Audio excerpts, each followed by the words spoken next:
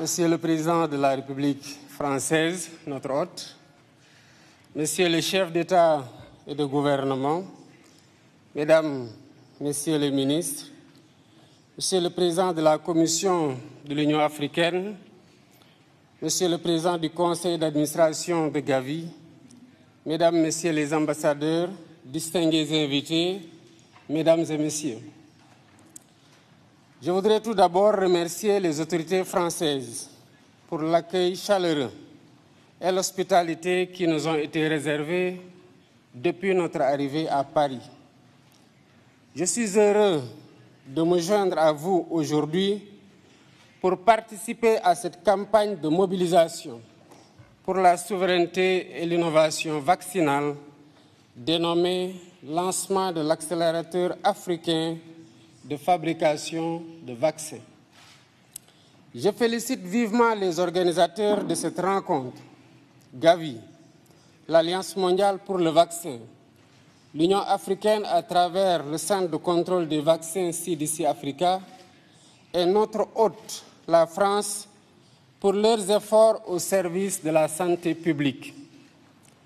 Par ma présence à ce forum, j'ai voulu exprimer mon attachement personnel à la santé et la place qu'elle occupe dans l'action de mon gouvernement. L'histoire récente de la pandémie Covid-19 nous a montré combien nous étions vulnérables, mal préparés face aux pandémies et que par conséquent, la santé doit être une priorité permanente. Il y a un peu plus de 4 ans, la Covid avait fortement bouleversé nos systèmes de santé et mis en danger les programmes de vaccination qui étaient alors relégués au second plan, devant l'urgence, évidemment, de lutter contre la pandémie. Ainsi, selon le rapport de l'UNICEF de 2021, 23 millions d'enfants n'avaient pas reçu les vaccins de base nécessaires à leur croissance normale au plus fort de cette crise sanitaire. La pandémie avait surtout mis en évidence les disparités structurelles qui existaient déjà entre pays développés et pays en développement en matière de vaccination. Bien que l'Afrique représente environ 20% de la population mondiale, son industrie de vaccins fournit à peine 0,25% de l'offre mondiale. Le continent est encore largement tributaire d'autres régions du monde pour couvrir ses besoins. C'est dire l'immensité de la tâche qui reste à accomplir pour la souveraineté vaccinale de l'Afrique. Mesdames, Messieurs, en consacrant cette rencontre au lancement de l'accélérateur de la production des vaccins en Afrique, AVMA, Gavi et l'ensemble de ses partenaires s'inscrivent dans la voie pour corriger les points faibles du continent en matière de riposte face aux pandémies, telles que le manque d'équipements et de médicaments, mais surtout de vaccins. Nous avons vécu cela pendant la pandémie Covid-19 avec l'arrivée tardive et en nombre insuffisant des vaccins. Un des défis majeurs pour l'Afrique aujourd'hui, c'est de produire des vaccins, des médicaments et diagnostics, mais également d'accéder aux plateformes de commercialisation pour participer pleinement à la lutte contre les menaces sanitaires futures.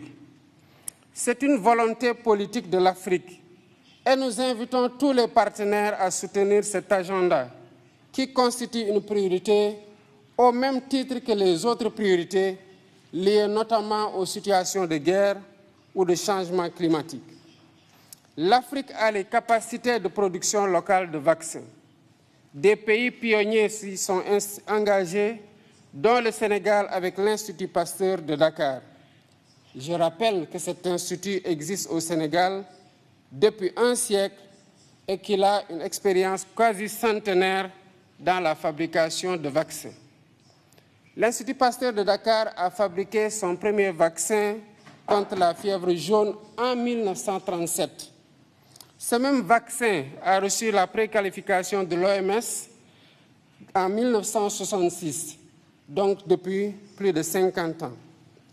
Dans la perspective de la consolidation de ces acquis et de la réalisation de l'objectif de l'Union africaine de produire sur le continent 60% des vaccins utilisés sur place d'ici 2040, l'Institut Pasteur de Dakar a initié, avec le soutien du gouvernement sénégalais, un ambitieux programme de développement industriel estimé à 252 millions de dollars.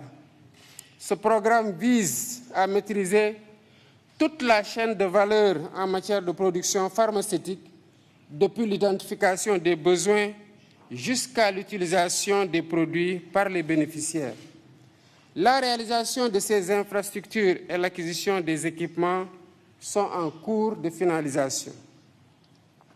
Le site du vaccinopole de Diamniadio, qui constitue une des entités de ce programme, aura une capacité de production annuelle de 3 millions de doses de vaccins de routine, épidémiques ou pandémiques, et utilisera les 3 plateformes technologiques dont l'ARN messager.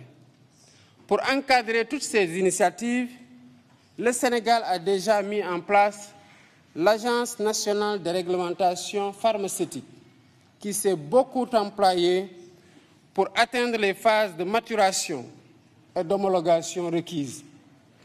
Tout ceci n'aurait pas été possible sans un surcroît d'efforts dans la mobilisation des ressources pour le financement de la recherche, de l'innovation et des infrastructures de santé.